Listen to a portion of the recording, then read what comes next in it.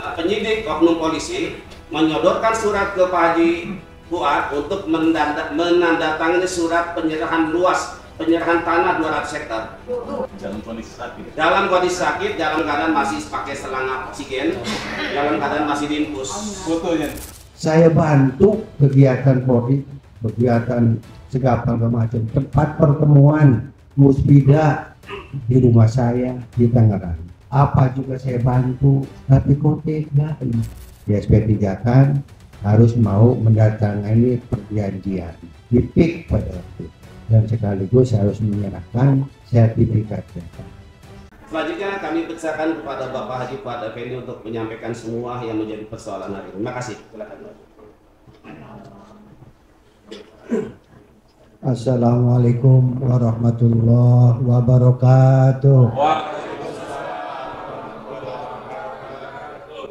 Alhamdulillahilladzi an'ama alaina fi Ramadan. Wassalatu wassalamu ala sayyidina Muhammadin wa ala alihi wa sahbihi ajmain. Pertama-tama saya ucapkan terima kasih kepada pimpinan Muhammadiyah, terutama dari Pak Busro Muqaddas, Pak Gufroni beserta pengurus lainnya atas kesediaannya untuk membantu kami para korban, terutama korban PIK 2 ini. Kami ucapkan terima kasih, jazakumullah ahsanal jazaa. Pada kesempatan ini sebenarnya kondisi saya masih sakit. Ya, semoga doain mudah-mudahan sehat. Jadi nasibnya hampir mirip dengan Pak Carli sebenarnya, keluarganya mirip sekali. Jadi saya dari tahun 2012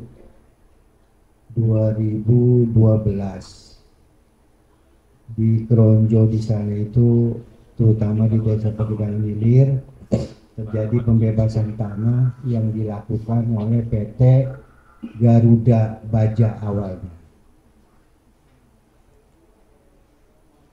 Saya itu orangnya tidak usil dengan masyarakat di sana, sepanjang caranya itu tidak menyengsarakan rakyat, tidak mengusilkan rakyat, segala macam itu. Jadi akhirnya saya biarkan aja. Kebetulan pada waktu itu tanah saya ditawar 150.000 per meter. Saya kena nggak jual. Saya masih melindungi para petani kita yang masih ingin bertahan. Kenapa? Karena saya merasa, kata orang ini mah orang Pantura mah, rumah saya itu termasuk yang terluas di wilayah Pantura. Kalau saya menjual, yang lainnya itu menjual semua. Jadi saya terpaksa saya bertahan untuk melindungi para petani tambak, para petani sawah, supaya mereka ini benar-benar menjadi para petani yang baik. Kenapa? Karena ini adalah budaya usaha kita yang lama, harus dipertahankan. Harus dipertahankan. Walaupun saya usaha di luar yang lain-lain, tetap petani tambak, petani sawah tetap itu harus dijaga. Karena inilah yang menjadi panutan masyarakat banyak. Jadi akhirnya saya tetap tolak. Sampai tahun 2019, tidak lama COVID, saya ditawar 200. Tetap saya gak jual. Tahun 2022 bukannya ini yang datang, PT Garuda Baja, yang datang kelompok dari ASG, yaitu PT Kuku Mandiri ya, PT Kuku Mandiri. Dia ngejar ngobok-ngobok mulai desa Muncung, Desa Muncung, Desa Kronjo, Desa Pegedangan Hilir, diusir, diobok-obok, terutama ngobok-ngobok saya. Saya tetap bertahan, nggak saya jual. Kalau kamu mau maksa, saya bilang silakan aja, nggak apa-apa. Kalau ini itu melibatkan lurah dengan camat semua, pemdanya, polisinya, jadi udah bersatu. Alasannya apa? Alasannya PSN. Alasannya PSN. Jadi itulah yang digembor-gemborkan PSN oleh lurah, oleh camat, oleh polisi. Sampai akhirnya pada waktu itu tersendat-sendat. Yang dikejar-kejar itu saya awalnya. Akhirnya setelah saya dikejar-kejar 2002 lolos, kesulitan orang jual tanah juga nggak mau. Apa alasannya? Haji Fuad aja nggak jual kok. Jadi akhirnya tetap menjadi panutan, nggak jual sampai 2023. 2023 karena ada beberapa sertifikat saya yang di luar itu hilang lah katanya, dua biji. Itu kebetulan ada di orang-orang yang tidak tanggung jawab, ngambil dari BPN. Dari BPN sama. Setelah saya ambil itu lolos dari BPN. Setelah lolos ada di mafia. Nah, di mafia ini kemudian dia mempengaruhi orang Kronjo siapa yang bisa dekat sama saudaranya Pak Haji Fuad supaya langsung saya mau bujuk supaya tanahnya ini supaya diaku. Kebetulan tanahnya ini mirip dengan nama adik saya. Padahal yang saya namakan di sertifikat itu adalah nama anak angkat dari ibu saya. Namanya Supia. Kalau adik saya itu namanya Hajah Suptia. Jadi direkayasa semua. Oleh pihak polisi, oleh pihak dari Agen Sedayu, dari premannya, dia ini, Desi, akhirnya sampai lolos, di sertifikat ini dibalik nama PPJB. Setelah PPJB, saya kan namanya pemiliknya. Kemudian saya langsung memblokir ke tanah tersebut atas nama Supiah ini. Diblokirlah tanah itu. Kemudian dengan persyaratan segala macam, akhirnya timbullah kemudian laporan polisi dari pihak adik saya yang didalangi oleh pihak ASG.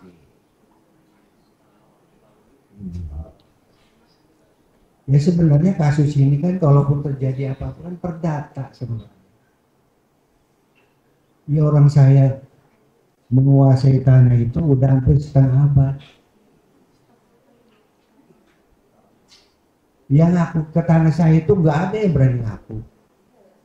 Karena memang saya punya tanah ini kebanyakan memang saya pinjam tanah nama-nama orang-orang dekat saya, saudara saya. Ya karena keluarga saya punya anak ya cuma 3 dengan 5 orang. Dengan areal 200 hektar kan nggak cukup. Terpaksa saya pinjam nama-nama yang lain. Tapi alhamdulillah nama-nama yang lain tuh agamanya bagus. Sampai sekarang juga ya alhamdulillah. Dan masih tetap kekeluargaan. Kita itu berdasarkan kekeluargaan. Jadi sampai sekarang ini akhirnya adik saya itu dimanfaatkan oleh pihak ASG dengan pengacaranya Meti Rahmawati. Iya, Meti Rahmawati saya dilaporkan di Polres. Masalah perdata disulap, dikriminalisasi menjadi pidana. Saya dituduh pemalsuan.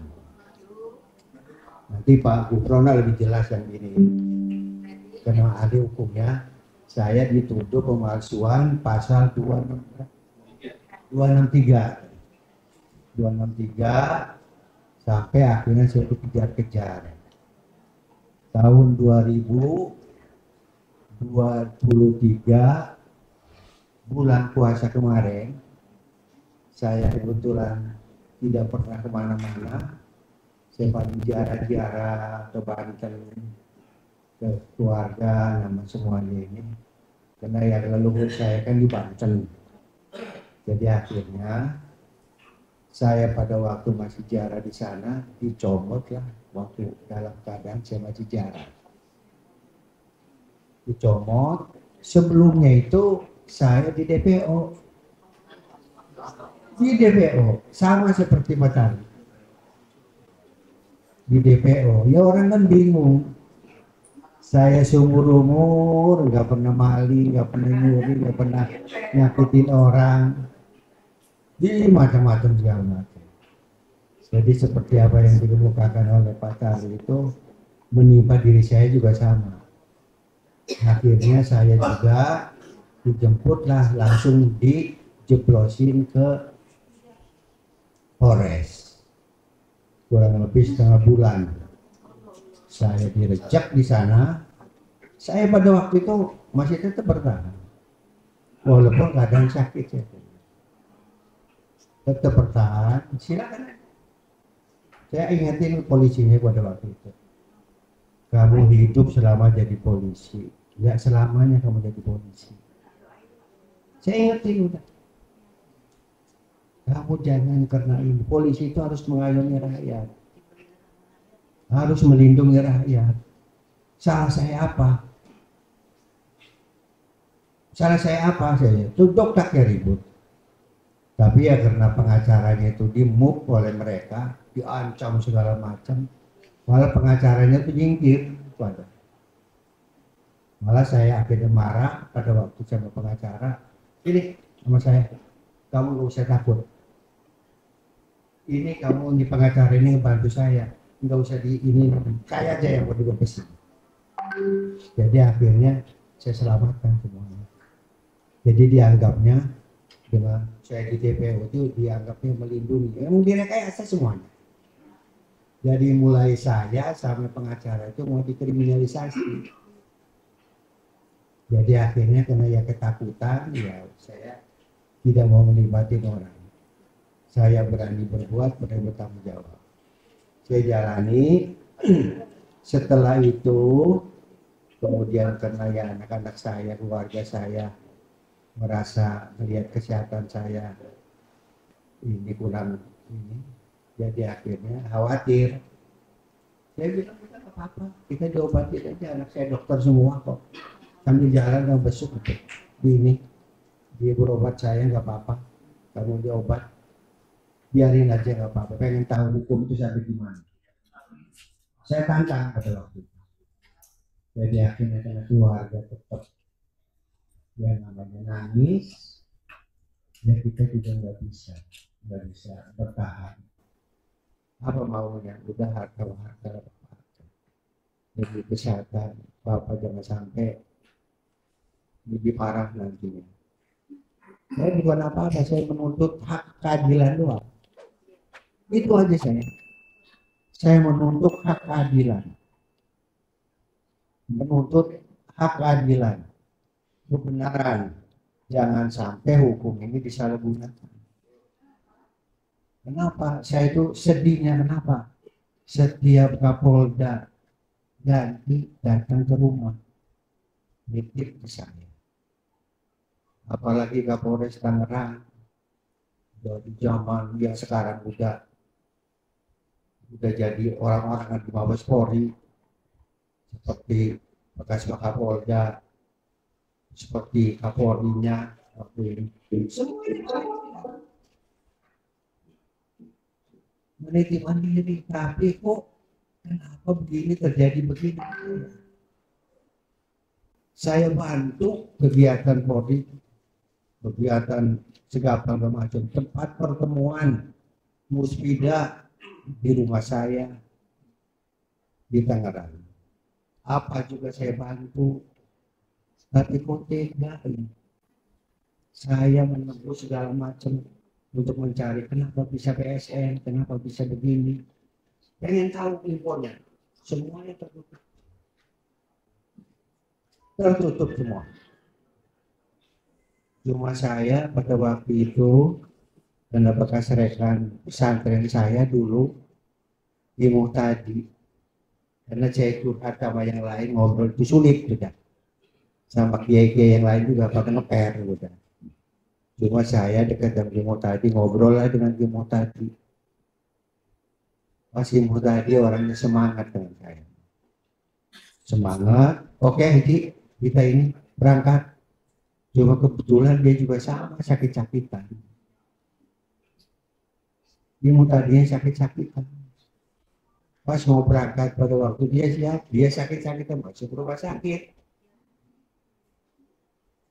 Pas sudah agak sakit, udah sehat gini-gini, agak ini saya nggak enak. Nanti pas dengan saya, nanti sakit di jalan kan repot lagi. Jadi akhirnya ya udah saya jalan sendiri. Saya pada waktu itu di sana di Polda itu masih ada yang baik, namanya Irwasda pada waktu jabatannya, bekas Pak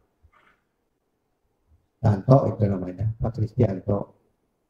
Banyak membantu saya pada waktu itu, cuma sebatas kewenangan dia karena di atasnya itu sudah ditutup, nggak bisa berbuat apa-apa sampai Irwasda itu dipindahkan. Sampai saya dokter di Polres ini saya ini sama yang mengkhianati saya itu, saya berontak lagi, saya laporkan ke ini apa? Ya, jadi sampai Irwas, kemarin ini nggak pernah ke Propam segala macam. Semuanya itu yang turun itu si alih. Semuanya itu nggak bisa, termasuk Irwasnya juga mental. Jadi akhirnya saya itu terus terang aja sampai saya merasakan pengobatan biar supaya saya sehat, biar ini saya mau berangkat lagi sebenarnya, masih pengen ini lagi, tapi akhirnya karena keluarga tidak memungkinkan lagi, janganlah harus disehatkan dulu, udah kamu biarin aja lah. Akhirnya saya terpaksa mengikuti dari Agus Gayu. Sampai saya pada waktu itu persyaratan kalau mau diberikan berkeluarga di SP3 kan harus mau mendatangani perjanjian di PIK pada waktu itu, dan sekaligus harus menyerahkan sertifikat jabatan. Jadi akhirnya saya ikut demi keluarga saya, karena saya berusaha juga demi keluarga. Gitu. Yang saya sebenarnya yang saya serahkan itu baru 90, hampir 100 ya, 90 lebih, 92, 93. Waktu itu saya nggak minta bayaran, tidak bicara harga, tidak ada gitu. Dia nyiapin pada waktu itu, saya suruh tanda tangan, demi keluarga saya tanda tangan.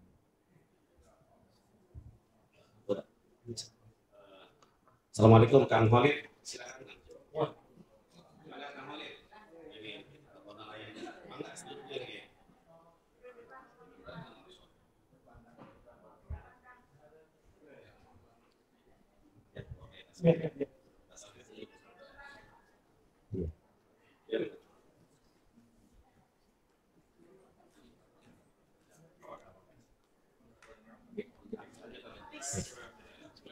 Itulah perjalanan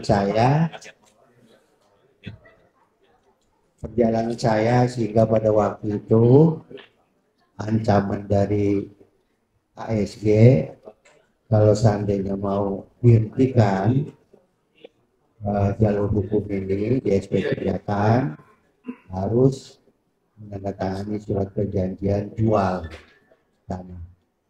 Setelah saya ke sana, saya apa adanya. Dia bilang, saya, kata Agung Seda ini, pihak si Ali Hanafi, saya akan menerima keadaan surat apapun dalam tempo 3 bulan aku mau saya lunasi. Itu versi mereka. Saya pengen tahu, saya ikuti.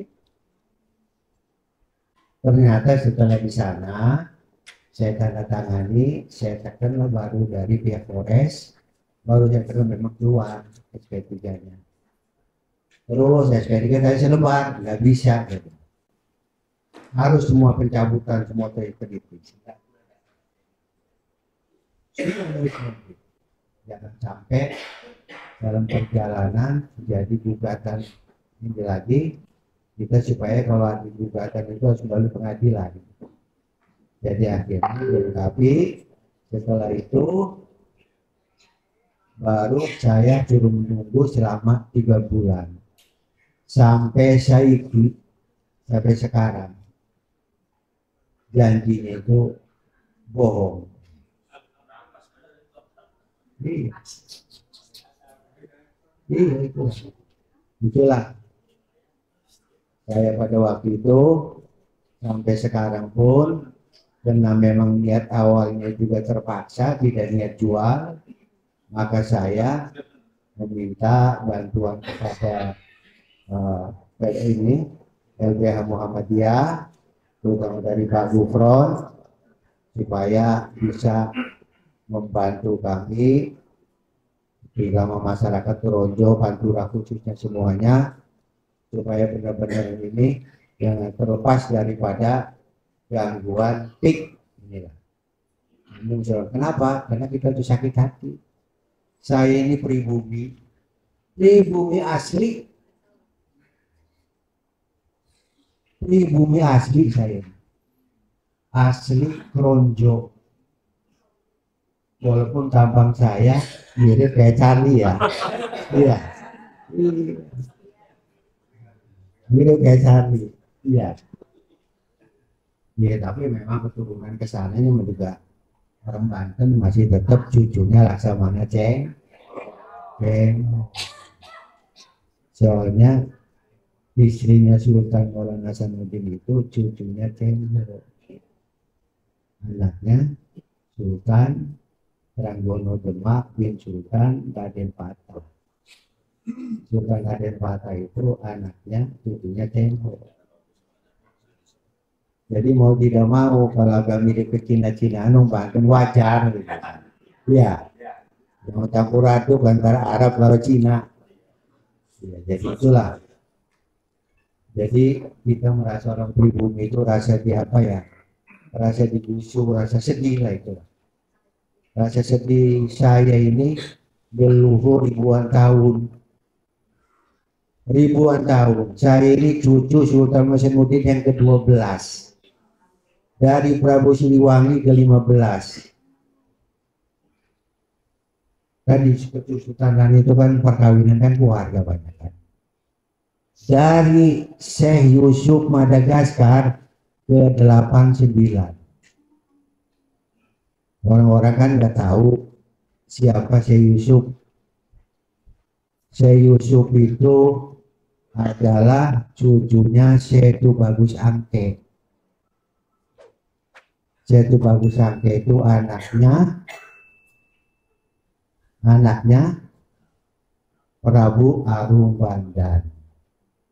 Arung Bandan ini punya Ki Bagus Angke. Ki Bagus Angke itu namanya Arung Dian Angke, orang Bugis. Kawin anak pertamanya Sultan Maulana Hasanuddin, yaitu di Mas Ratu Fatimah Pembayun.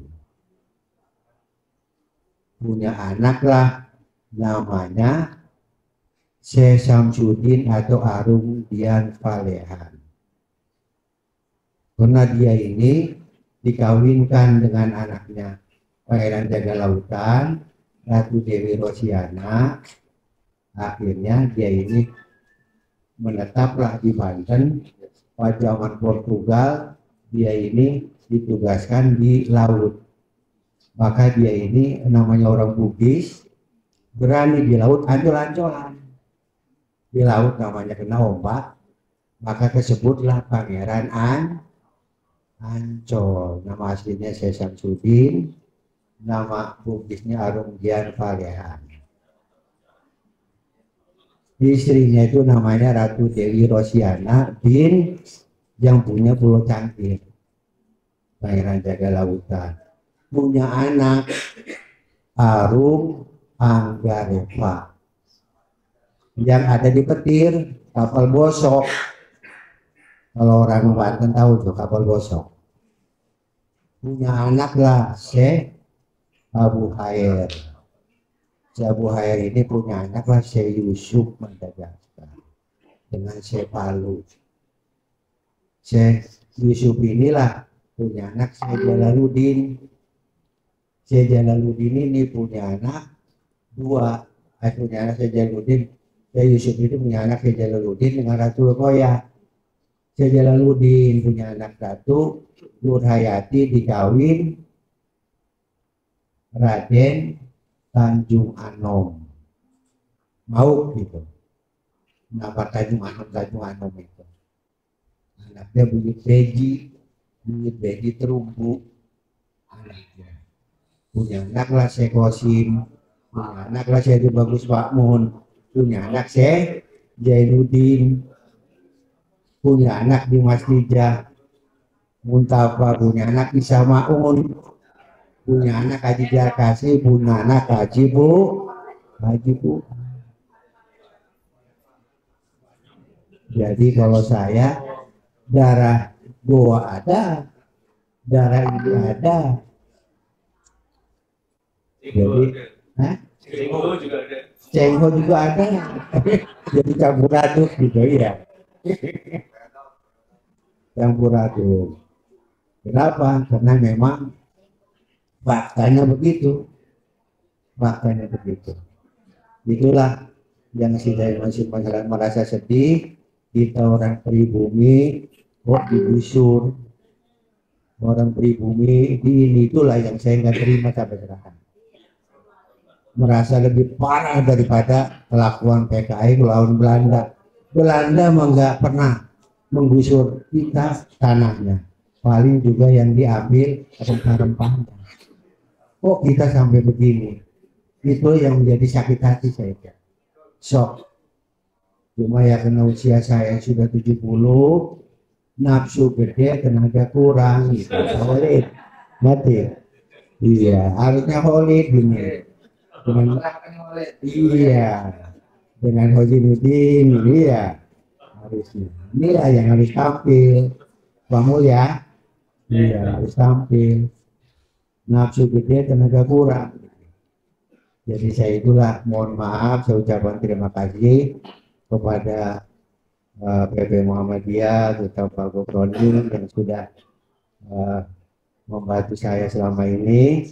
Saya ucapkan semoga apa yang kita dambakan, yang kita harapkan, yang kita cita-citakan, kita benar-benar semata-mata hanya mempertahankan apa yang sudah diperjuangkan oleh orang-orang tua leluhur kita selama perjalanan kemerdekaan ini. Semoga bisa anak cucunya ini bisa nyaman, aman, selamat, sejahtera. Amin ya robbal alamin. Jangan sampai dakwah Islamiyah kita terus ramah di wilayah Banten Pantura ini jangan sampai luntur. Ya, jangan sampai luntur. Tetapkan kita harus ini. Kegiatan budaya Islam kita jangan sampai tergeser dengan cara apapun. Maka dengan satu-satunya jalan kita harus bersatu. Satu-satunya jalan bersatu. Saya kemarin ini masih sendirian. Mentok ke Polda, mentok gubernur, mentok ini. Semua alasannya PSN.